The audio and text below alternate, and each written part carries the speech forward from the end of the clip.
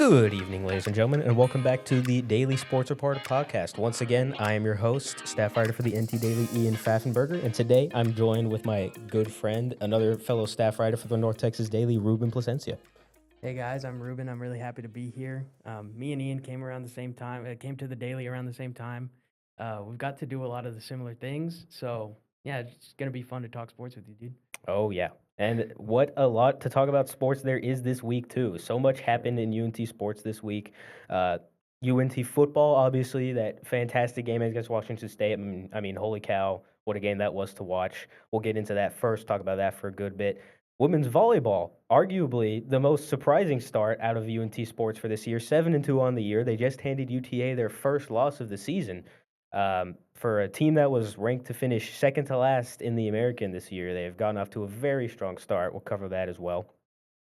Um, Women's soccer on a bit of a downturn the last couple of games. They haven't won a game since September 4th, 4-5-1 currently on the season, but we'll get into some topics about that, maybe some reasons for optimism as well. And then maybe touch on a little tennis and cross country. They both open up their seasons over the weekend at their respective tournaments, and we'll get into all that for you guys. So, yes, starting off with football, probably the best performance, I mean, definitely we've seen out of them so far. And in front of a packed crowd, rocking the DATQ Stadium. It was a big weekend, a lot of marketing for this weekend. Didn't quite sell out DATQ Stadium. There was 26,837 reported fan attendance, the seventh largest crowd in stadium's history, so not bad by any means. But now that the team, put on a 59-10 win, they could probably start drawing in some more people this year. I mean, what a performance that was. Holy cow. Yeah, I mean, and you touched on the fans and everything. Obviously, hey, I know you were part of the reason we couldn't pack it last home game. Hey, wow. You got to call me out like that. Hey, So are you. you said it on the So are you. podcast. So Yeah, are the point you. is, I had to be out of town for this one. That's the sole reason that it was not a packed crowd. I would have brought my 4,000 extra fans with me. But no, just what a performance. Yes.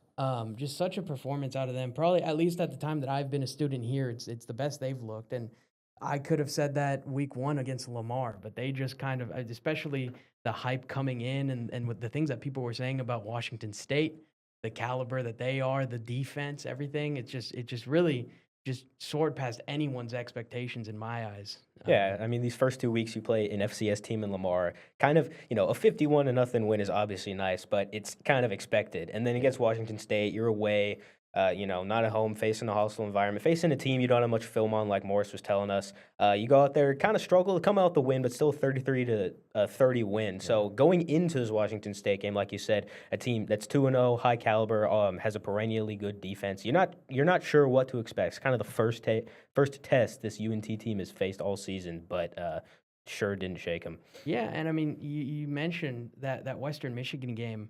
Games like that, I always think about it when you're so early into a season, even if it's a bit of an opponent that you're supposed to beat or projected to beat. It's fine to have some struggle. It's fine to see where your weaknesses are, and they definitely had to persevere through that game. They had some iffiness, especially middle quarters, but then they really got it going toward the end. It was a fun game to watch as well. But I definitely think they took all the right steps going into this Washington State game. It clearly showed, and I mean, the offense was always going to be fine coming into this season, but the defense, I think, is what especially just really, really special performance out of them against Washington State. There's a lot to talk about that defense, so we'll start with the offense first.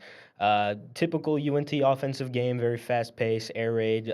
Mestamaker was slinging it once again, as he's been, showing himself to be able to do.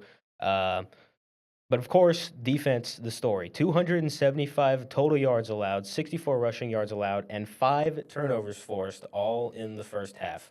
Our spotlight player of the week, Shane Witter, linebacker on that UNT defense, had 8 tackles, which was a game high, 1 tackle for loss, and 1 interception. Also took home the American Defensive Player of the Week. I think me and Ruben's favorite play from him this game was early in that first quarter to force that first UNT turnover, the Evan Jackson interception. Witter came in on a delayed blitz and absolutely blew up the running back to force a QB hurry, leading to that interception. It just really set the tone for that game. It showed the physicality of that defense and set Witter up to have the day that he did. Yeah, it's no question. I mean, he made all of the difference on that play. Just came flying in on that delayed blitz, like you said. And then even the interception he had, just kind of in that middle zone. He's just a guy that plays really fast. And to me, he seems like a really multifaceted player. If he needs to rush the passer and get some pressure on there, he can.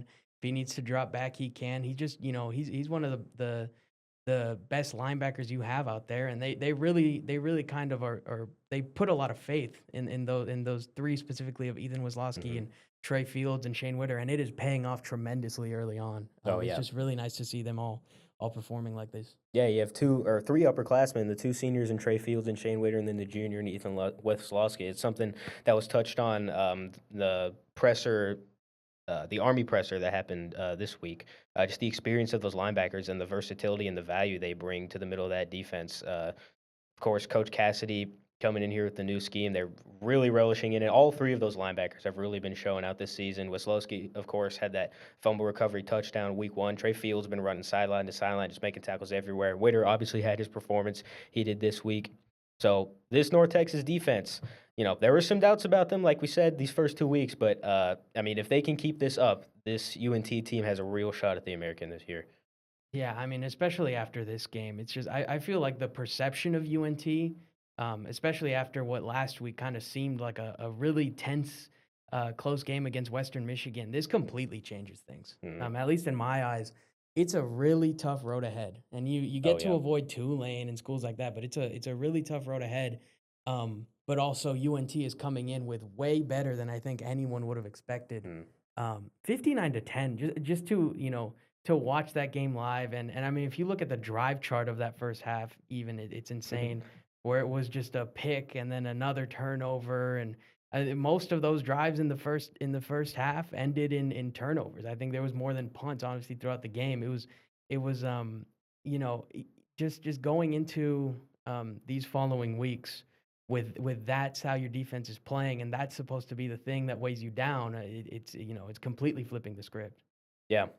I remember during the game, it was already, I forget what the score was. It was already, I think, 42-3 Yeah. towards the end of the second half, and me and my dad were just watching. We flipping through college football games on the couch, and then we flip off of the UNT game. He's like, "Oh, you guys are blowing them out. It doesn't matter." And then I remember like pulling. I was just looking at my phone, like literally 10 seconds later, and saw we had already scored again. Yeah. Like, yeah, just the tenacity and the pure dominance of that game was just something like no one really expected. Yeah. And of course, yeah. No, go And ahead. Go ahead. sorry. The turnovers make all the difference in a game like this. Obviously, like yes, it was a tremendous game on the defensive side, but it wasn't like Lamar where they were stifling Lamar dang near every single drive they Mhm. got.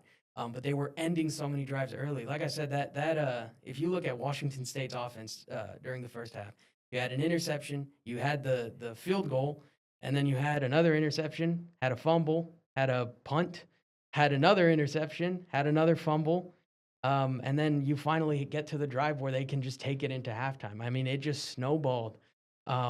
Probably one of the best halves of football that UNT has ever played. Oh It's yeah, they just had. I mean, tremendous yeah, stuff. being able to pull off 59 points in that game and only have 410 yards of total offense just speaks to not only the turnovers the defense were getting, but the field position because most of those Yeah. interceptions were taken back 30 plus yards. I think at least a couple of them. I know that Shane Witter and the Evan Jackson one where put the offense up in prime position, where this offense, this Eric Morris offense, was able to pull off some crafty stuff. I remember on one of the touchdowns, they used the 4 tight end set. According to Morris, that was like his first time ever doing that. It was that little motion route where Brandon Young caught the 2 yard touchdown pass.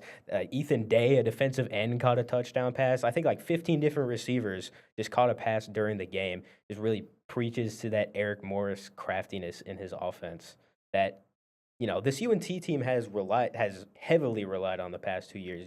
You've seen the score charts. It's in the 40s and 50s for each team every game. But now that he has Cassidy and his defense working behind him, it's looking real promising. Takes a load off his shoulders for sure. Yeah, one feeds off of the other, and you did have some energy in the crowd. It's still a really big crowd, but yeah, on that offense, one of the things that I was also super happy to see, you get a lot of good running backs involved. You get Oh yeah, Mackenzie McGill still leading the way, but I like seeing Caleb Hawkins toward the end of the game. yeah. He's a I he's an know, exciting freshman yeah. on this team. They're hyped about him. Yeah, and he's really fast once he really gets going. Yeah. It was just fun to see him 8 carries for 50 yards toward the end of that and had a touchdown. Jaden Beck's had a pair of touchdowns. Just a lot of guys. Kiefer Sibley wasn't out there. He's injured. Yeah. We didn't get an update on him this week, but yeah, hope he might be limited again this week. We'll have some injury updates for you guys in a second. But yeah, I mean, even doing all that without Kiefer Sibley, he's kind of Yeah. the yin to the yang of Mackenzie McGill, being able to bring in Hawkins and Becks, and that's something they've been preaching on since camp is how deep this running back room is, and you really see it. I mean, 5.6 yards average carry. Mackenzie McGill had 7.4 average per carry. Caleb Hawkins had 6.3 average per carry. Jaden Beck 6.8. They all have their own niche, right? Mackenzie Yeah. McGill is your workhorse back, is your heavy load back. He can bruise guys. Jaden Becks and Caleb Hawkins are both explosive backs. They can receive. They can catch something in the flat and break it off for a long run. So yeah, just a lot of depth in that Yeah. backfield. And Justin's probably gonna tear into me when he hears me bring up Justin. Kiefer Sibley at all. But he What? knows. Why? Does he not? Well, that first Wyoming game I covered last season, and I brought Oh, up Kiefer Sibley because he yeah. had kind of started off Why did you getting just good not in like that game. that? No, it's not that he doesn't like it, but I'm You're in just a love with really Kiefer big Sibley, fan huh? of Kiefer Sibley. Oh yeah, And NCAA 25 legend. it's just cool to see a guy, last year as a true freshman, getting into these situations and everything, and he's really athletic, and I'm excited to see him. I text Justin anytime he gets off he randomly will get off one of those like 10, 15-yard runs, and I text him every time he's out there because I know he'll give me crap for it.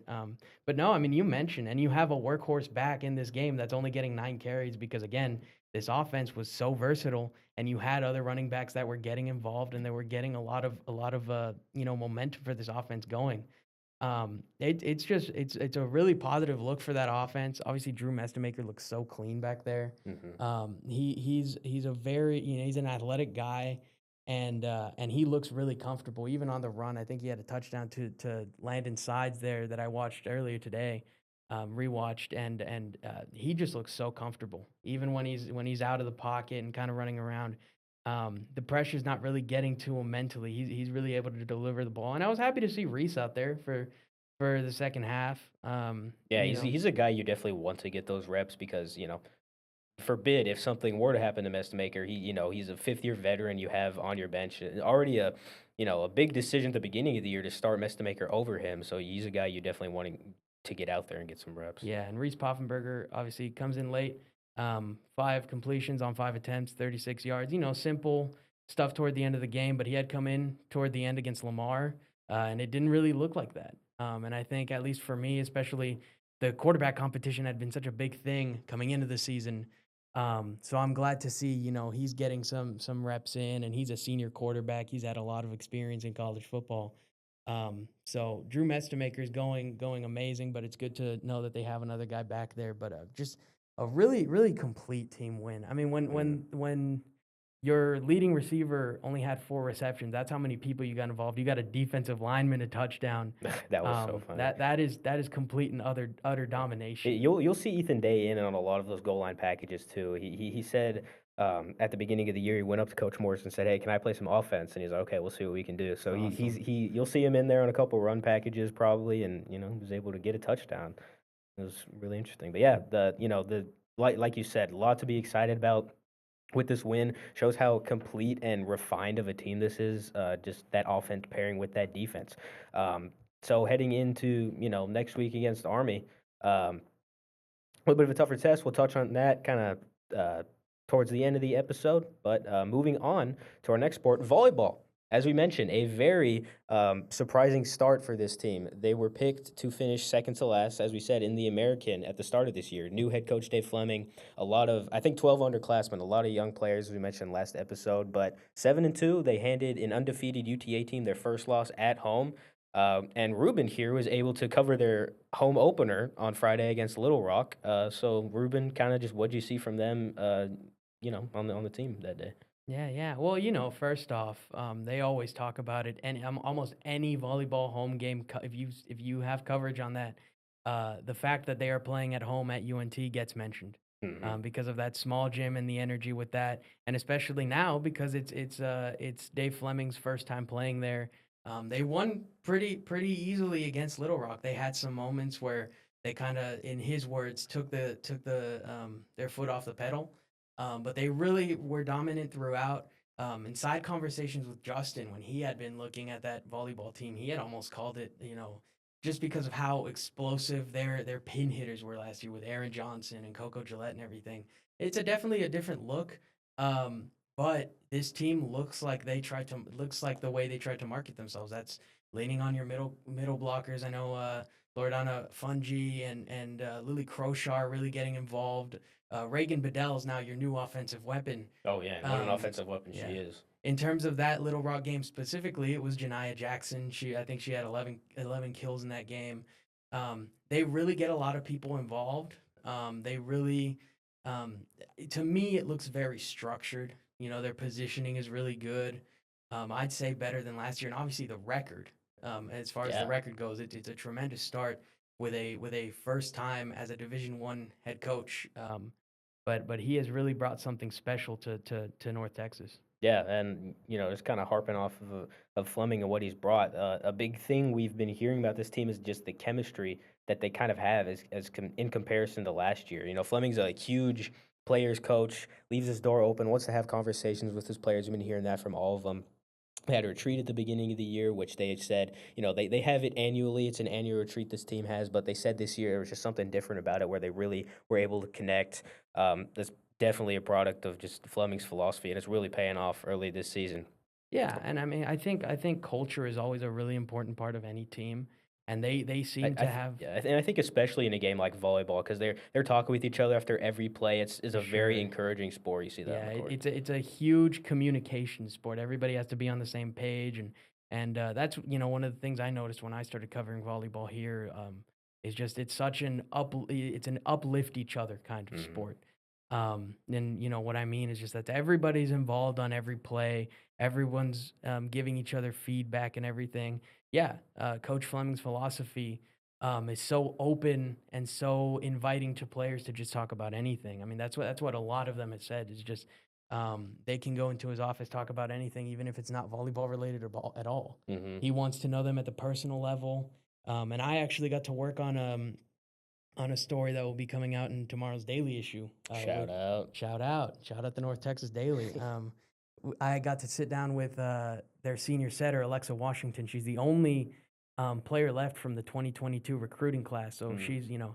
you have a couple seniors on that team. Paige Mooney and Cameron Scroggins that have played a lot, and Cameron Scroggins especially has played a lot at UNT. But Alexa Washington's the only one that's been here the whole time, and she kind of described what it was like, in similar words, what it's like to get Coach Fleming in and have it be that open. But also her, just as a setter, she had a career weekend, Yeah, she especially put in up that UTA game. career bests in assists, digs, kills, and blocks. I'll give you the numbers. Assists she had 32, digs she had 16, kills 5, and blocks 3. All career bests, all against UTA on that Sunday game. Yeah, just a really really great performance out of her, and if you ask people about her, obviously that experience helps, but just knowing the school and knowing everybody, when you have such a good and such an open interpersonal relationship between players and coaches, it goes along with players and players. Oh yeah. And she's kind of the leading setter because of that fact, because the way that Coach Fleming said it, I really like that quote, is just she has a pulse on everybody, right? She's all over the court if she needs to be, and she makes really clean sets, and I like the kind of decoy stuff that they'll do sometimes, where you'll have a middle blocker go up and act like they're gonna hit it, and then get almost a fake out hit on the opposite side. And she's really good for training up Sydney Soria. She's a freshman, and she led the team in assists in that Little Rock game before Washington kind of took over for those other two. But she's been really fun to watch as well in her freshman year so far. So just they really look clean. Obviously, they've had some struggles against Miami and against Drake. Those are the toughest games, and they need to look back at those. But to play like this against UTA was just really reassuring for them, I Yeah. assume. And you mentioned a while ago Reagan Bedell kind of being that new offensive weapon. She collected her first career double double against Northwestern State in the middle of that UNT UTA invitational. She had 14 kills and 22 digs, leading this team on so far to start the year. Yeah, to start the year so far, Reagan Bedell very much leads the way in kills with 121. Janiyah Jackson in a distant but also commanding second place with 90. Yeah, so those two, the sophomore outside hitters, on a team that, as mentioned last week, really they lost a lot of offensive firepower, really stepping up for this team early on this season. Yeah, and I mean, it kind of is a testament to just this new system or just this new style that they're trying to implement of really leaning on those middle blockers, and it's shown. Like I said, Lordana Fungi, she earned a honorable mention this week for her performance against Little Rock against Northwestern State in that game against UTA. She had 11 blocks. I think she finished the weekend with 1.50 or 1.5. She finished the weekend with 1.5 blocks per set. Just a really clean performance out of her, and she can get involved on the offense when she needs to. And obviously, what's going to help in that middle blocking department is whenever Ryan Vick gets back. Oh, I was about to ask you about that. A big piece of this team, and arguably the best player heading into this season, only one to get a preseason conference award, is Ryan Vick, middle blocker. She's a big contributor to the team last year as a freshman. A lot of hype around her going in. Great defensive powerhouse, also able to contribute on the offensive end. Did you get an update on her? She has been out since, I think, for the last few games. Yeah, Don't remember the exact time, but she's she been out for a while. Yeah, she played in that first weekend and obviously looked like herself. And then we I got or I think it was Brett Vito asked Shout out Brett. shout out Brett Vito at the Denton Record Chronicle. It's awesome to see him everywhere I go. Is he doing volleyball this year too? I think maybe because it was the first home game, then he got to do that. Yeah, yeah. Because I mean, Fleming being there just it brought a lot of media attention from what I was, Yeah, what I was but I hearing. also think he's got to focus a lot on football and those Yeah, other he's things. a one man crew. But yeah, he asked about that, and we all got to kind of inquire about that. So Ryan Vick, we've been told is coming back soon. Obviously, you're now you've got one more week of non-conference, and then you'll start off conference play. And you're hoping to get her back around then. Obviously, conference play is always something you really got to lock in and just get ready for that run of games. He told us she'd be back soon. We don't know the exact on the injury and everything, but I watched warm-ups against Little Rock, and she was out there and, obviously being a little lighter in terms of that, but she was still out there with the team and walking around, and she seems to be doing pretty well. So, I would probably assume she'll be back in time for conference play. We'll have to see if she's out there this weekend or if they're, taking a little bit more precaution with her, but she should be back soon, and that'll be a huge boost. And no matter what, in her absence, like I said, there's still a lot of middle blockers and just on the net. UNT's been a really really good team. So Yeah, and another good highlight player to shout out is freshman libero Dakota Mitchell for a team that lost their true freshman, excuse me, last year libero Madison Scrivener. She transferred to South Dakota State, I think it I think was. it was Angelo State. Angelo State, something Yeah. state, and it was like blue and yellow. So my Mhm. mind on that goes. Yes. Anyway, she currently ranks fifth in the American in digs, really stepping up there on the back line for the team. And just a testament to how these young players have really been able to step up and just contribute overall to the team effort so far in conference ranks this year. Obviously, not in conference play yet, so these stats will flesh out. But so far, the team ranks second in points, fourth in opponent hitting percentage, second in opponent assists allowed, first in assists, second in opponent kills allowed, first in kills, and third in blocks in the American. Fantastic start for this team so far in a conference that really has a lot of good teams surrounding it too. Yeah, and I mean, especially when you look back at where they were projected, and I think this non-conference stuff has kind of convinced a lot of people otherwise, in terms of where UNT volleyball is at. But yeah, to have a lot of young players immediately getting involved like this, I mentioned Sydney Soria earlier. Dakota Mitchell looks really good out there. Um, it's reassuring, and it's reassuring to have. I think I kind of put Ryan Vick in the same category as I kind of put Reagan Bedell, where they got to play, especially towards the end of last year, really got to get more involved, and now this is their chance to really step up. And I think both of them have done it. Obviously, Ryan Vick is still working back from injury, but I think she'll be phenomenal once she comes back.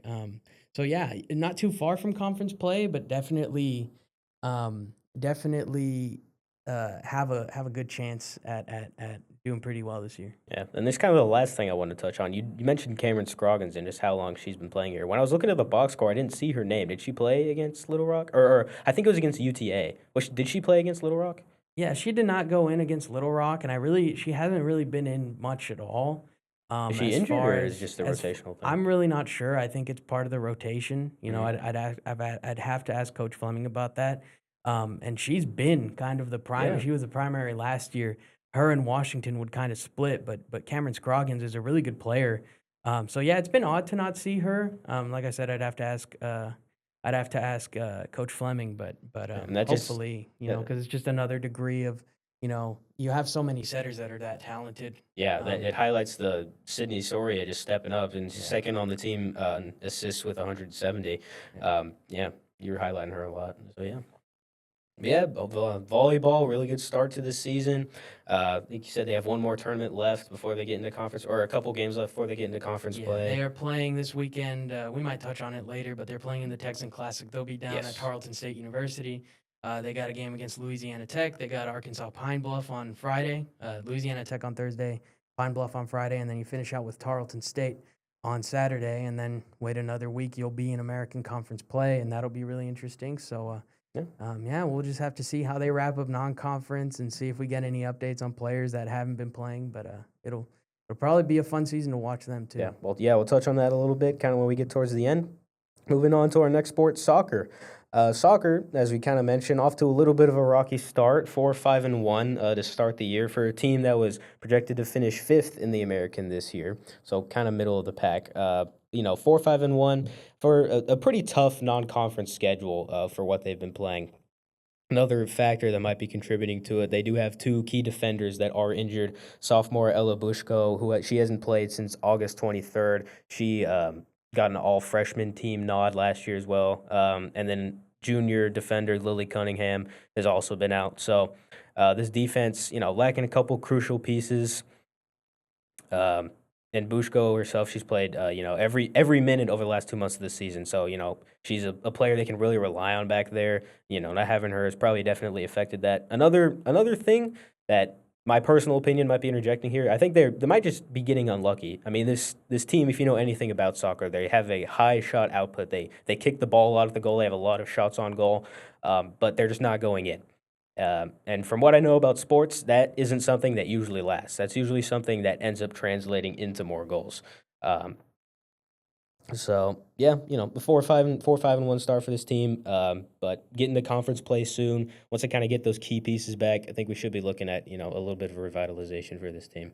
Yeah, yeah, and I mean, you mentioned it. Some of these games are really close, and they played. I think at the time it was number 20 ranked Oklahoma, Yeah, and it was just a 1-0 game. They've had a lot of really good games, and then by the same token, they've had some games that it's just not their day. And it's unfortunate to see with such a, I guess, kind of historic program in terms of Coach Headland. John Headland has been leading them since. John Headland fan Ruben Plascencia over Well, here. I'm not a John Headland fan, but I'm just saying like it's someone Oh yes, who's been leading the program so long, and one of the he's most very legendary UT coaches. recognized, Yes. not only in the American, but the conferences they played in before, for the whole time he's been leading this team. But yeah, getting a lot of shots on goal, or not on goal. Although once you take that many shots, you get a lot on goal, Yeah. is what you find. I think in terms of just shots per game, they're 10th in the country as of the end of games on Monday. Just taking a ton of shots. I think they've got 200 or more shot attempts at this point in time. Yeah, and when you look at it, it's frustrating to have some of the games that they've had recently where it's tight margins and just certain little scenarios can go a certain way. Um, I think you had touched on it last week, the difference between a shot and a shot on goal. Sometimes you're gonna pepper goalies up, right? Oh And you're yeah. gonna be able to get a lot of opportunity, but if nothing's going in, that frustration builds fast. No matter the sport. I think of hockey a lot too because that's the other one where shots on goal are such an important stat and everything. I think really the most out of character game for them recently has been that Army game, 1-3 loss, and I think they actually, I'd have to fact check that, but I think they actually were down in the shots differential. Wow. So yeah, they've had some games that they've struggled, but a lot of season left. I think, yeah, obviously having two key defenders out, that is always going to affect you, and that's always going to affect you on that back end. And I think in terms of the American, it's kind of hard to gauge them. I know you had kind of put that in the notes for this, but it's kind of hard to gauge them in terms of they haven't played a conference game yet. I think they're the only team left who hasn't. Um, but, as it stands right now, because of the defenders you're missing and because of the bad luck that you've had on offense, you've had a team that hasn't been able to, protect its back end too well. It's just the way the game flows. And that's not saying that they're not strong there because obviously they've had a lot of games that it's just a one-goal game or it's a 1-0. And they had, Alina Arnett looked really good in that weekend that she kinda She's took looked over. fantastic this Yeah, and season. that weekend she took over for Hicks Bishop where they played McNeese and they played Oklahoma. They've looked really good. They have a team that can really play well defensively. It's just about things kinda, evening out and kind of being able to improve on that offense if you can. Part of it is luck and part of it is just trying to be as accurate as you can and slowing the game down when you can. Yeah, and just kinda touching up on that offense, and going into the shots on goal. A lot of the names you're gonna see, the high goal scorers for this team is Claire Niedermeyer, striker, Mia Bernard, a forward, and Peyton Renfro, who all of them rank top 10 in the American in total shots and shots per game so far this season. Mia Bernard and Claire Niedermeyer are both tied for the lead, along with Summer Brown for the team in goals with 3 apiece. Peyton Renfro is second with 2. So yeah, just kind of tying in once again. This team they have the pieces. Niedermeyer, I think, won third team American conference last year. Summer Brown has been with this team forever. She's the active leading goal scorer. You have fantastic players like Rachel Roebuck, first team American, I guess I should say. Nomination she got last year, great defender. She can just play all over the place. So this team, needless to say, they have the pieces. Just kind of waiting for it to all lock in together, and when it does, I think they'll really find success. Those shots on goal, they aren't going in. They will eventually, once you get those two key defensive pieces back to pair with Alina Arnett playing out of her mind so far this year, and Rachel Roebuck, Mia Bernard, those two captains up the middle. You have a lot of experience, you have a lot of talent, and you have John Hedlund, great experienced coach, has a ton of success, has like 16 postseason tournament wins.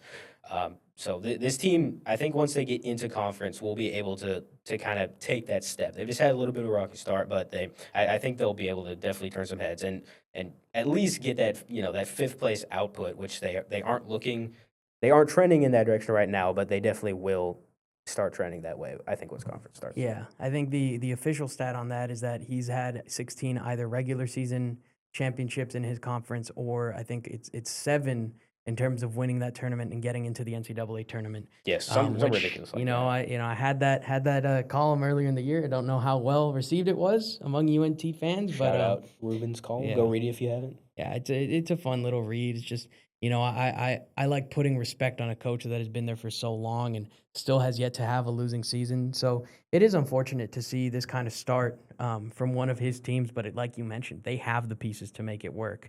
And you're right, you're sitting on the edge. You're looking at conference play is about to begin. So you're really just hoping that they can tie it all together soon.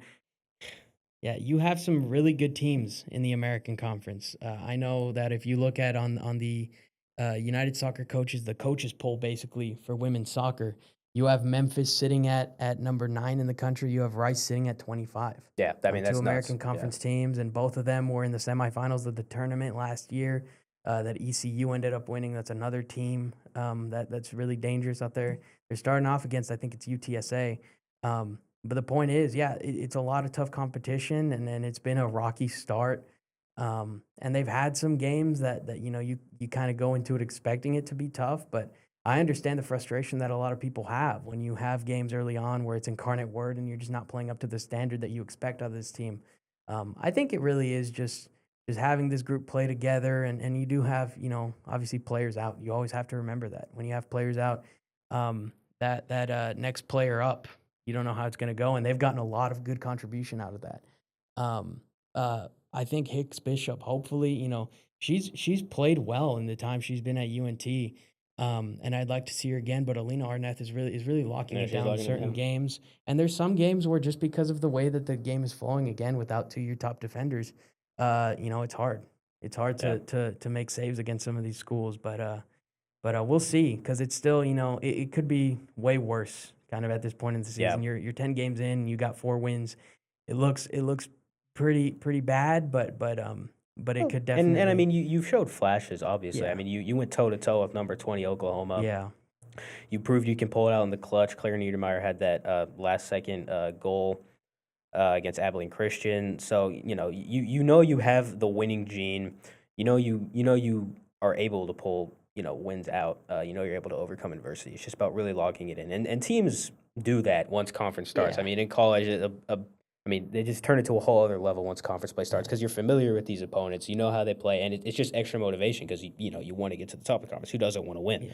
Yeah, Um, you always see that I guess kind of almost a bit of a cliche in sports where there are certain teams that no matter how something has gone, they are always going to be a little better than their record represents. And I yes. think UNT soccer just for these last maybe 3 4 years has kind of come off like that. Hmm. They get a lot of respect out of the other teams in the American and the Sun Belt and wherever they were before. I think the Big West even at one point. They're Been a really well traveling. respected team. They got a good defense, and Hmm. they have for a long time. It's just about getting things going and trying to be a little bit more competitive. But yeah, it's tough right now, especially with the losses they're coming off of that 0-1 ULM game, the Army game I touched on earlier. It's not so much that it's a terrible look. That's not what it is at all. They've played tough in all of these games, coming off the NJIT tie as well. But it's just little tiny things that if they can get to go their way, they will finally be able to get it rolling and do some damage in the American. Yeah. Yeah, if you guys have a chance to go out and catch a soccer game, great fun environment. Obviously, a ton of dynamic players. Conference play is starting, so you'll have a chance to go out and catch it. Definitely do. They play UTSA. They start out conference play against UTSA in San Antonio, then open it up against Charlotte here September 25th on Thursday. So definitely go out and check that if you can. All right. Next segment, we're going to try to talk about tennis and cross country. Not that I have anything else with sports. I think they're very fun. It's just, so information can be kind of limited even at a mid-major level. But tennis, I don't think they've officially started their season yet, but they participated in the Friendly Diving Eagle Invite over the weekend, along with players from Oral Roberts, Northwestern, and UTA. If you guys are looking for, more information than we could give you, definitely go check out Dante Longoria's season preview article. I think came out in the North Texas Daily issue last week. Definitely go check it out. It was a great article. You get a ton of background information on these players, kind of where the team is heading. The star players. Just some ones we want to mention. You have your captain. You have junior Carolina Ladner. In the Diving Eagle Invite, she won Draw A of the women's open singles against teammate Lucia Lard. Lucia Lard, another junior, another good player for this team last year. I think Ladner went 11-3 and Lucia Lard went 12-7 overall. So both great players, both able to crank out wins. Freshman, I'm not gonna be able to say this name. Pia Pedalinsek. Yeah, I'm so let me sorry if I give it a botched that. try. Yeah, go ahead, Ruben. Pia Pedalinsek Yeah, is okay, probably okay. what I I think I was think. right. Also made it to the finals in Draw C of the women's open singles. Juniors Lily Schultz and Lucia Lard. They're a double group. They won a Draw A of the women's doubles. Excuse me. Against teammates Ladner, of course, and senior Marina Adati. And they played the most doubles matches on the team together last year. So, if you're interested in tennis, you're looking at a stat sheet, you're definitely going to want to look for Lily Schultz and Lucia Lard. A lot of chemistry there. A lot of wins probably going to come out of them this year. Yeah, we touched on it earlier when we talked about volleyball, but chemistry is always big in sports, and Mm. there's a lot of games there's a lot of names that I recognize from last year. I did a tiny little bit of tennis coverage, and so I remember Lucia Lard, I remember Carolina Ladner, I remember Stefani Formi and Marina Adati, among others, Lily Schultz as well. So when you have that many returners, it's always reassuring. Yeah. And they looked really good. I just had the doubles pulled up, and they kind of ran through everybody else. And when you have a tournament where two doubles from your team are making it to the end, that's got to be really reassuring. Yeah, and I mean, That Oral Roberts, Northwestern, UT. It's a friendly invite, but those aren't, yeah. those aren't schools to play around with. Hey, and I mean, Yeah. at the end of the day, any experience that you get out there, anyone can beat you. It's just how sport works. Yes. And I mean, And UNT was the team that won last season. I think they beat ranked Tulane last year. or was it a different one? I think it was Tulane, wasn't, or was it Tulsa? I don't exactly remember. It was one of the I'm pretty sure it was Tulane. They beat ranked either Tulane or Tulsa last Yeah. year. I think they were ranked. Excuse me. Between 2025, were able to beat them. Kind of towards the end of last year. Again, check out Dante Longoria's article. If you want more information on that. But they have experience in winning, and like Ruben was talking about, have a ton of experience. They have I think 3 juniors, 2 seniors, a lot of experience on that team. And what do you say, Stadani for me? I think it's Stefani Informi. Stefani for me. I'm sorry if we're butchering any of these. Yes, I'm sorry. Yes, That's what stuck out to me when I did tennis last year. It's the most international. yeah, roster. they're And all it's from really international cool. countries. Yeah, it's Yeah, really it's cool. awesome. Yeah, It's awesome to that's see, where a but- lot of the good players are too in tennis. Yeah, Yeah. but yeah, no, they looked really good in their first invite, and so we'll see how their season continues. It's really early on right now, but Yeah, and another player we haven't really covered her. And for me, she won the UTR Pro Tennis Tour event in Illinois earlier this year. So definitely in the singles matches, definitely look out for her. Coach Amanda Stone really kind of dialing in on that article. You can really tell this is the year she wants to put it all together. This year, this team really might find that success. So a lot of exciting stuff to come out of tennis. We'll try to keep you guys as updated as possible. Unfortunately, it's hard. There aren't really any live streams. It's hard to watch it. Just box score updates and news that we can get. But it's an exciting thing to keep up with. So yes, definitely check that out if you guys are trying to branch out into some different sports. UNT tennis looking to have a good year this year. And then cross country. I'm going to take a sip of water because my Sounds good. Ruben. Why don't you take over this? Yeah, I'll Why don't you follow. take over this segment? Well, My, I don't know too much about it. Than we talked about tennis, but here. Yes. Okay. Cross country opened up. Or not opened up. They participated in the Texas A&M College Invitational over this last weekend. Their female side only ran out one runner just due to a plethora of injuries. And then their men's team finished 8th out of 13 teams. But that women's side, they really have a lot of talent over there. They had London Colbreth. I remember she transferred here last year from TCU. She was a record holder over there at TCU, I think in the 6K. So a lot of hype around her. She won gold at the outdoors for track and field in the spring for UNT this year. She's back at cross country again. Probably has an injury is why she didn't participate at Texas A&M, but a senior there, great experienced runner there for them. And then Jimena Lopez de Escalera, is it Jimena? Jimena Yes. Lopez de Escalera. Yes. Shout out to Luke Muir's article. Go check that out if you haven't. That can also give you a lot of insight into this cross country team that maybe we can't. Another returning runner. She got injured in the spring. Standout. I think she holds the second fastest time in the 6K. I think it was second fastest time in one of the runs for UNC. She's back cross country again this year. Probably also injured, but a couple good players.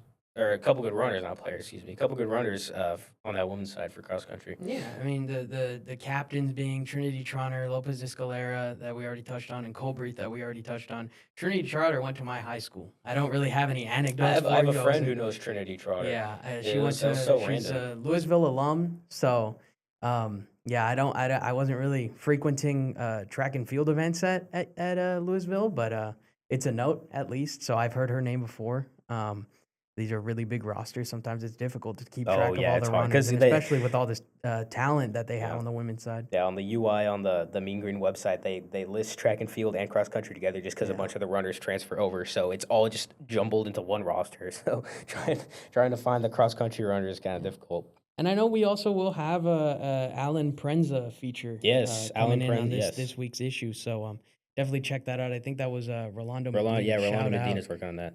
So yeah, that's more info on this team that maybe we can't give you here. But yeah, again, it's early for these tennis and these cross country teams. Still a lot of season left. So still a lot that we need to figure out. But yeah. Yeah, and then just kind of touching on Prenza.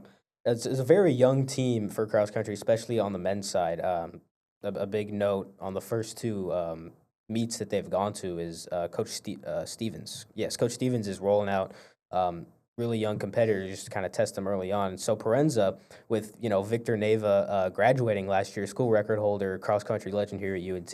Parenza is really expected to kind of take that step up, kind of be the leader for this team. So if you're interested in that story, yes, like Ruben said, check out Rolando Medina's feature on him. Cross country, obviously, competes very sparsely. So it'll be a second before we cover them again. But if you are looking just to keep up with that, go check out the Mean Green Athletics website. Go check out the NT Daily. You might have stories coming out about them. And of course, check out Luke Muir's article that already came out about Jimena Lopez de Escalera for more insight into cross country. So yeah, exciting stuff there. Yeah. All right, that should be all the sports we covered from last week. That's your last week with UNT. Moving into our quote of the week segment. Surprise, surprise! Eric Morris again. Very funny guy. Should be a stand-up comedian I think instead. that was a really, really opportune time for me to take a drink of water off of what we're about to talk about. Yeah, I'm surprised we didn't start covering. Anyways, let me get into it. So this is post game. I wasn't there, but I watched the post game presser for after Washington State. The first 3 minutes, Coach Morris is just like having a coughing fit. Like every 5 seconds he tries to speak, he's just and then like about 3 minutes into it, he just goes on like a big coughing spree. He reaches down to get the water that's under there, and he just says like, "Man, I sound like Mike Leach up here." It was really funny. The crowd, the journalists and the people in the back just started laughing. I laughed watching on the screen. It was really funny. Coach Morris is a funny guy. Yeah, I mean, for someone who just when you ask him a question, he gets so analytical and he can give you Oh man, bro, like he five he answers talks in about so one. many different Yeah, things. It's awesome. he's such an analytical and such a specifics guy. So it's always funny to hear him say things like that. And I think there's some certain topics that get him riled up like that. I think when we talk about attendance, he's always got something to say. Oh yeah, But Miles loves yeah. bringing up attendance too. I also Yeah. just thought it was really ironic that he brings up Mike Leach. You're playing Washington State. He has some history at Washington State.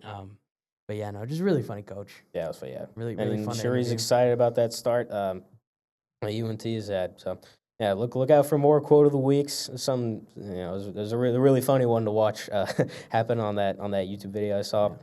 All right, moving into our final segment. What's next? The most upcoming games happening tomorrow. Soccer and volleyball both play on Thursday.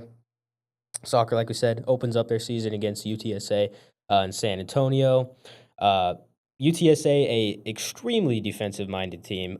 They are last in the American in points and goals, and they are first in goals allowed. They have allowed 3 goals in 9 games, so extremely hot and cold compared from offense to defense. So that UNT offense, like we said, Claire Niedermeyer, Summer Brown, Mia Bernard, going to have to really step up, make sure those shots are going in. If there's a game for these shots to start going in the goal, it's this one. Yeah, I mean, that's the kind of game you want when this is the situation you're in. You want to play these defensive teams because those are the kind of units that you need to get better at beating. So yeah, I mean, just that number of 3 goals in 9 games, really defensive oriented. It's going to be harder for UNT to be breaking through and getting some of these opportunities. But it's a great opportunity. It's probably going to be a really low. I mean, I don't expect more than 3 goals in that one. I think it's probably going to be pretty close. But yeah, check that out. Or actually, it's in San Antonio, but check Watch it it. out on Yeah. ESPN Plus if you can. Obviously, starting conference play, it's always fun. So yeah. Yeah. And then one thing I think I forgot to mention, one of our another writers mentioned last week, Haley Stumm's working on a profile for soccer, I think on Mia Bernard.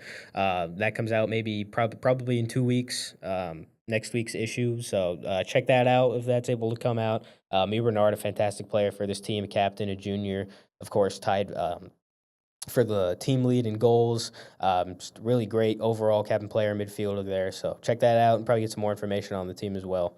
Then volleyball begins their final non-conference tournament against Louisiana Tech in the Texan Classic. We'll see about that Ryan Vick injury. Hopefully they get her back, soon. The coaches always tend to say soon. You never know what that means.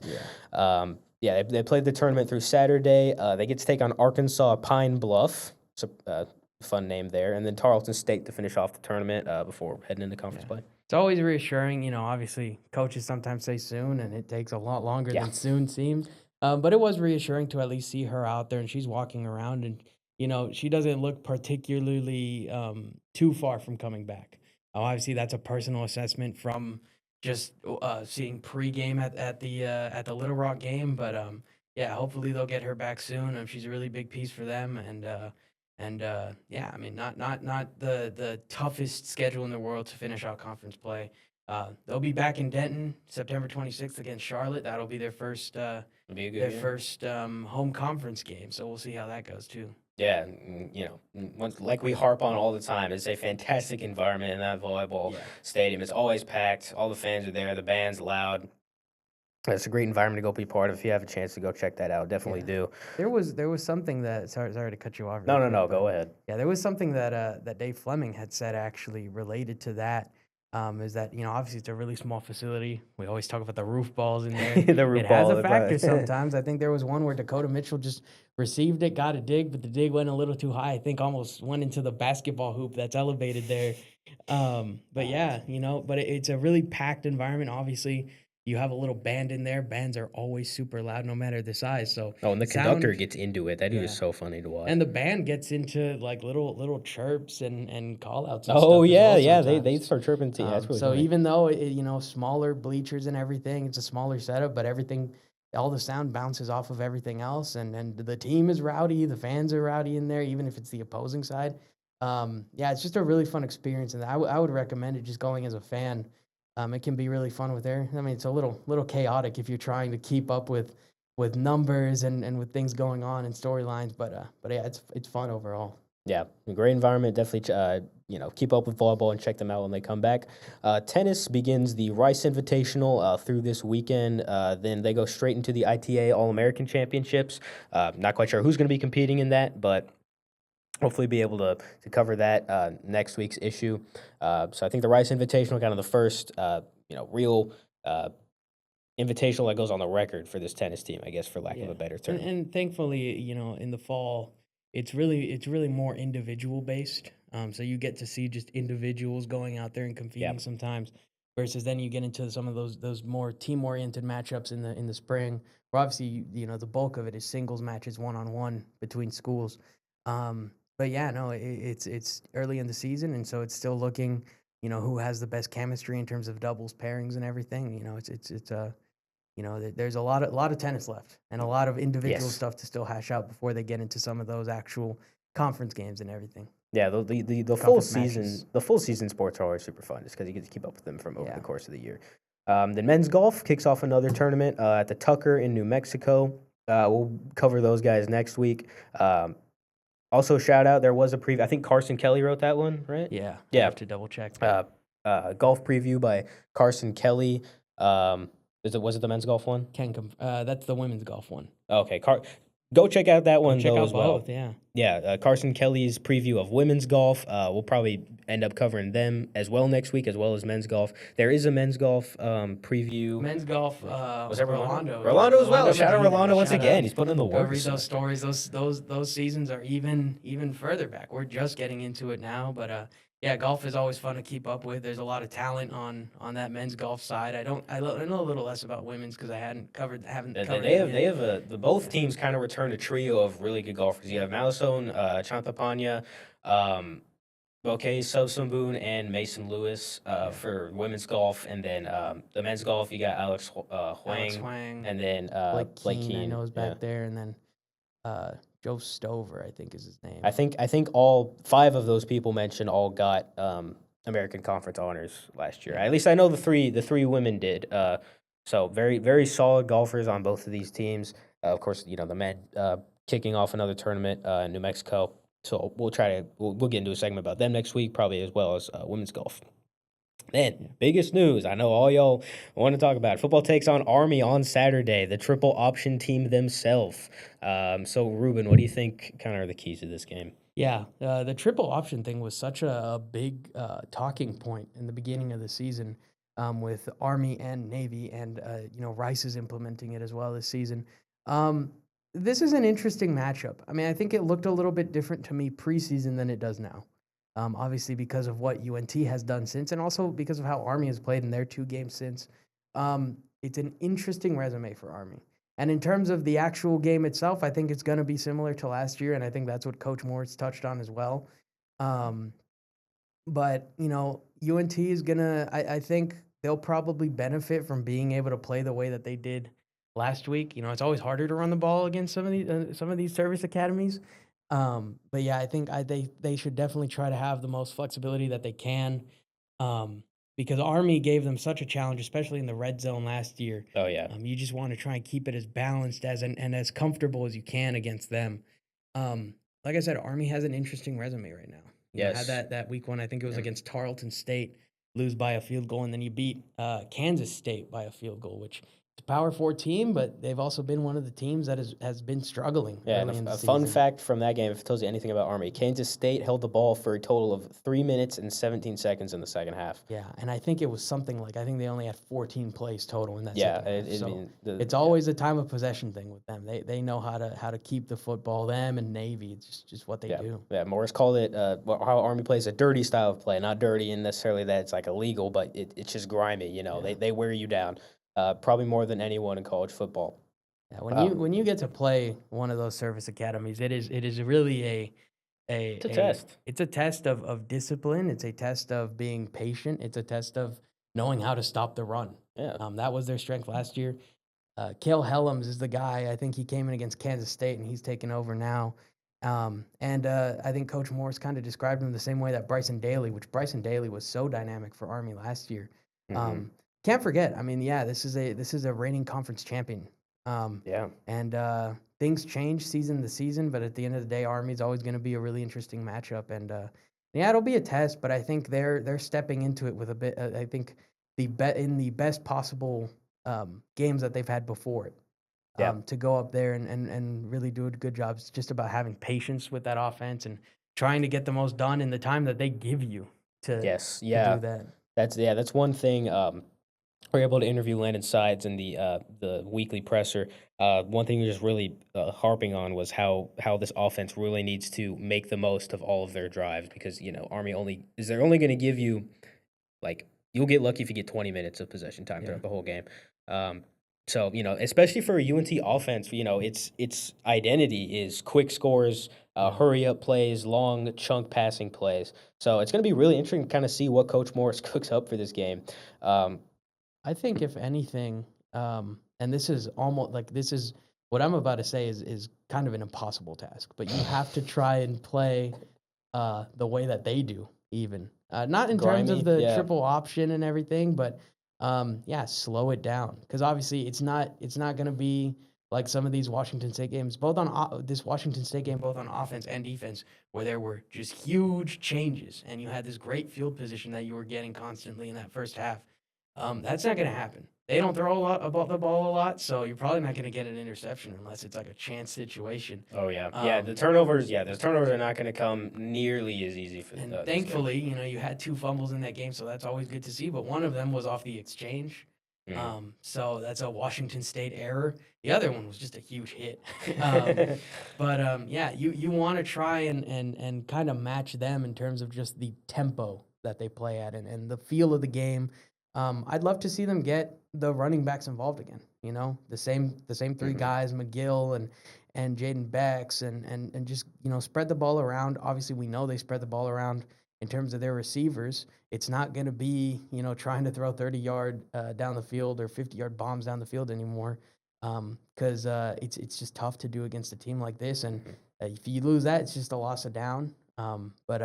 Yeah, I think it'll be a challenge for them, but I think they're stepping into it with a really solid foundation Yeah, and after 3 games. you'll see this defense kind of give a new look as well. Morris was talking about the typical front. You have your typical front seven just in a standard defense, but he's talking about you're going to be playing more of a front nine. They're going to be dropping those safeties because of Army loves to run that triple Yeah. option, loves to have the run. So you're gonna see these safeties make a lot of plays. You have great safeties back there too. Evan Jackson, Will Jones, Patrick Smith Young wasn't able to play in the last game. He was injured. Hopefully he's able to go this game. A lot of dynamic safeties back there for UNT, and they're really going to be harping on that run against Army this game as Yeah, well. those guys that you just mentioned, Evan Jackson and Will Jones, obviously made a huge impact in the Washington State game. So Hmm. if you get Patrick Smith back there, and you have all 3 of them just playing out there, and you're stacking the box, and you're kind of forcing Army to go to that pass, which they don't do often. Obviously, they're going to stick to what they do. I think also on the defensive side, one of the things which goes hand in hand with the time of possession is you got to get some stops. You know, I think Coach Morris referred to it as when they get into these 3rd and short or 4th and short downs, it's almost impossible to stop. Yeah. They have a It, really good it's like I think Morris said it's like running against the tush push yeah, every play. like the tush push. It's almost frustrating if you're in the if you put yourself in the mindset of a defensive lineman by the kind of the same way that he says like the tush push. Um, the last year it was Bryson Daly, where you Yeah. think you finally got to stop and it's a 4th and 1 and they're gonna go for it, and it's grimy, it's tough, and there's a lot of shoving, and then finally he breaks through, and it's like the 3rd time he's broken Yeah. through. Yeah, So it's a patience big matters. it's a big mental game there too. Yeah, because Yeah. I mean when a team is kept you on the field for 10 plus minutes on one drive and they're just getting these 3 and 4 yard runs, but they're just remaining on the field. You think you're making progress, but it's a big mental game this defense have to make too. But that's something they haven't had a problem with. They all love to talk about defensive philosophy they had this year, doing their 111th. They all have great chemistry with each other. The Sam Houston transfer is really meshing in with everyone else that was able to come over. So, yeah, they should, they should be able to hone in. Not too worried about their mental game going into that either. Yeah.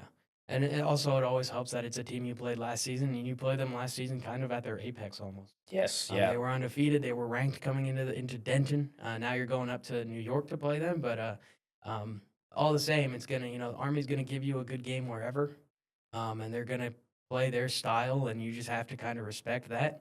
especially in And West Point. yeah, and for UNT football, obviously it's a tremendous start, but after this Army game, I mean, this is not a gimme conference. Mm-mm. This is not a gimme schedule, even though you're not playing Tulane. I know a lot of people are really high on Tulane. No Tulane, no Memphis. Those were tough games last year. You don't have them, but you have South Florida.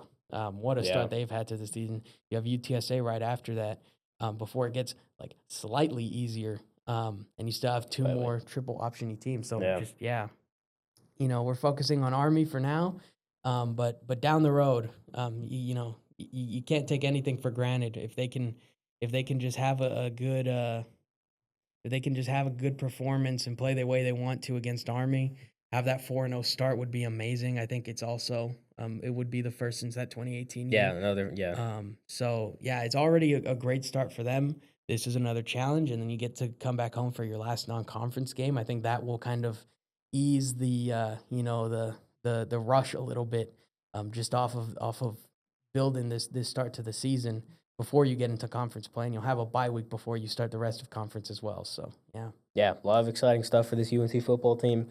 Yeah, I mean, if they're able to go 4-0, I mean, national recognition is already high. It's only going to go even higher. Yeah, and it's going to be tough to get that national recognition until you get into the American, because obviously conference play, it's not to the degree of parity that rivalries have, Hmm. but conference play, you're still seeing a lot of these teams year in and year out. So everybody has notes on everybody, and everybody is preparing, even during the summer for everybody else. So yeah, obviously, they don't have quite the resume that Tulane, having played Duke and Northwestern, has, or that USF has with Florida in the swamp, I think, and gosh, who'd they play with Boise State, and the way they dominated that. Yeah, UNT is gonna have to be on their A game if they want to get into the one American conversation and two the playoff conversation. We're a long ways out from that. But with the way they've been playing, I'm sure it's being thought about. Yeah, yeah, yeah. Just one kind of last note on this team. Yeah, I mean, obviously the main goal, win a championship, but they love to take it, 1 week at a time. It's kind of a big football philosophy that goes around. Yeah. You're 1-0 each week. You start 0-0, you 1-0. Just take it 1 week at a time. Um, you know, really helps this team. Really good philosophy. Just going into 1 week at a time is really, clearly has paid off. Yeah. They give their all out on the field every week there. So yeah. Yeah. All right, that is our what's next for UNT sports for this upcoming week, and that is our episode. Thank you guys for watching. I mean, of course, Ruben, thank you for joining Of course, me. man. On the Thank you second for show. having me. Yeah, this was been really fun. Yeah, and we will see you guys in the next one. See.